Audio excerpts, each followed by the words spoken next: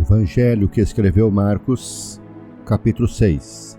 Jesus retira-se para Nazaré, e partindo dali, chegou à sua terra, e os seus discípulos o seguiram. E chegando o sábado, começou a ensinar na sinagoga, e muitos, ouvindo-o, se admiravam, dizendo: de onde lhe vêm essas coisas? E que sabedoria é esta que lhe foi dada?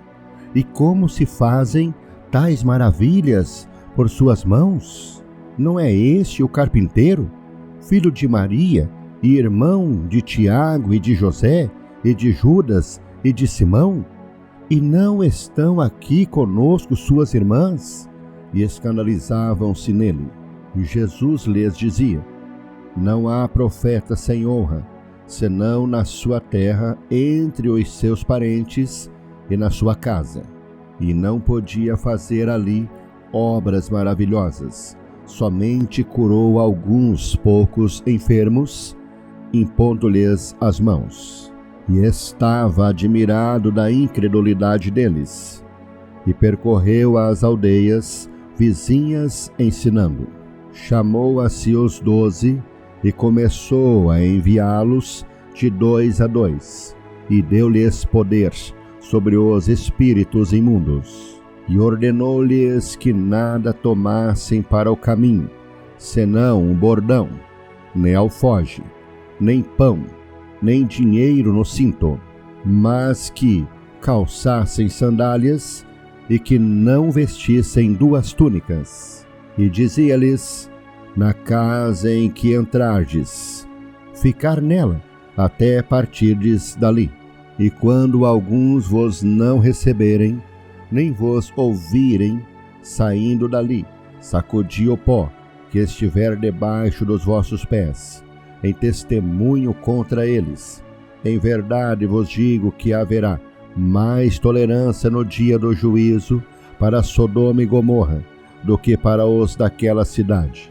E saindo eles, pregavam ao povo que se arrependesse, e expulsavam muitos demônios, e ungiam muitos enfermos com óleo, e os curavam. E ouviu isso o rei Herodes, porque o nome de Jesus se tornara notório, e disse: João, o que batizava, ressuscitou dos mortos, e por isso essas maravilhas operam nele. Outros diziam: é Elias. E diziam outros: é um profeta, ou como um dos profetas. Herodes, porém, ouvindo isso, disse: este é João, que mandei degolar. Ressuscitou dos mortos. Porquanto o mesmo Herodes mandara prender a João e encerrá-lo, manietando no cárcere, por causa de Herodias, mulher de Filipe, seu irmão, porquanto tinha casado com ela. Pois João dizia a Herodes: não te é lícito possuir a mulher de teu irmão. E Herodias o espiava e queria matá-lo, mas não podia, porque Herodes temia João, sabendo que era varão justo e santo, e guardava-o com segurança e fazia muitas coisas, atendendo-o, e de boa vontade o ouvia.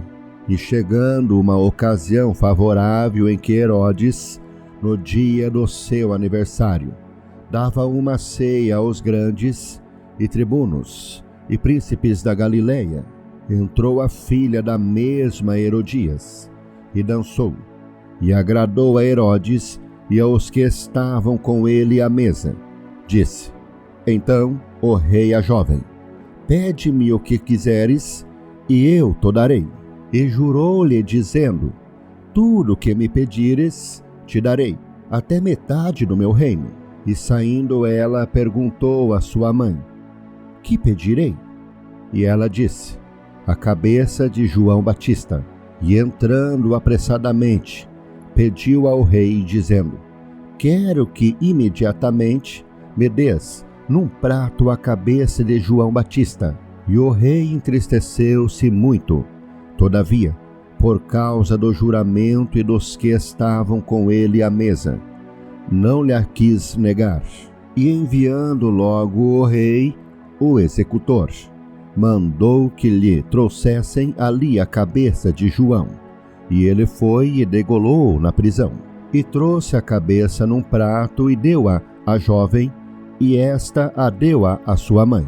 E os seus discípulos, tendo ouvido isso, foram, tomaram o seu corpo e puseram num sepulcro. E os apóstolos ajuntaram-se a Jesus e contaram-lhe tudo, tanto o que tinham feito como o que tinham ensinado. E ele disse-lhes: Vinde vós aqui à parte, a um lugar deserto, e repousai um pouco. Porque havia muitos que iam e vinham, e não tinham tempo para comer. E foram sós num barco para um lugar deserto. E a multidão viu-os partir, e muitos os conheceram, e correram para lá, a pé, de todas as cidades, e ali chegaram primeiro do que eles, e aproximavam-se deles. E Jesus, saindo, viu uma grande multidão, e teve compaixão deles, porque eram como ovelhas que não têm pastor, e começou a ensinar-lhes muitas coisas. E como o dia fosse já muito adiantado, os seus discípulos se aproximaram dele e lhe disseram: O lugar é deserto, e o dia está já muito adiantado. Despede-os, para que vão aos campos e aldeias circunvizinhas e comprem pão para si, porque não têm o que comer.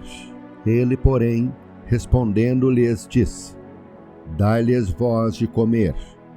E eles disseram-lhe: Iremos nós e compraremos 200 dinheiros de pão para lhes darmos de comer? E ele disse-lhes: Quantos pães tendes? Ide ver. E sabendo eles, disseram: 5 pães e 2 peixes. E ordenou-lhes que fizessem assentar a todos em grupos, sobre a erva verde. E assentaram-se, repartidos de 100 em 100, de 50 em 50. E tomando ele os 5 pães e os 2 peixes, levantou os olhos ao céu, e abençoou, e partiu os pães, e deu-os aos seus discípulos, para que os pusessem diante deles.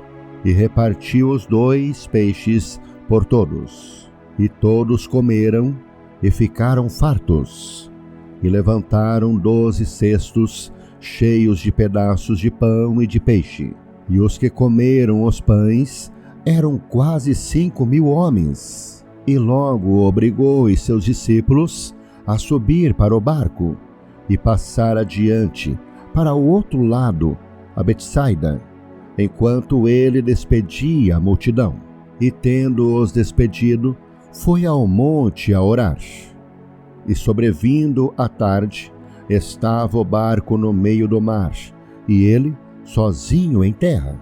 E vendo que se fadigavam a remar, porque o vento lhes era contrário, perto da 4ª vigília da noite, aproximou-se deles, andando sobre o mar, e queria passar adiante deles. Mas quando eles ouviram a andar sobre o mar, pensaram que era um fantasma e deram grandes gritos, porque todos ouviram e perturbaram-se. Mas logo falou com eles e disse-lhes: Tende bom ânimo, sou eu, não temais. E subiu para o barco para estar com eles. E o vento se aquietou. E entre si ficaram muito assombrados e maravilhados, pois não tinham compreendido o milagre dos pães. Antes, o seu coração estava endurecido. E quando já estavam no outro lado, dirigiram-se à terra de Genezaré, e ali atracaram.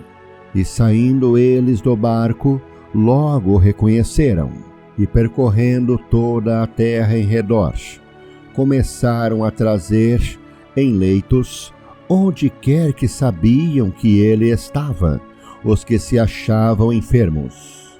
E onde quer que entrava, ou em cidade, ou em aldeias, ou no campo, apresentavam os enfermos nas praças e rogavam-lhe que os deixasse tocar ao menos na orla da sua veste.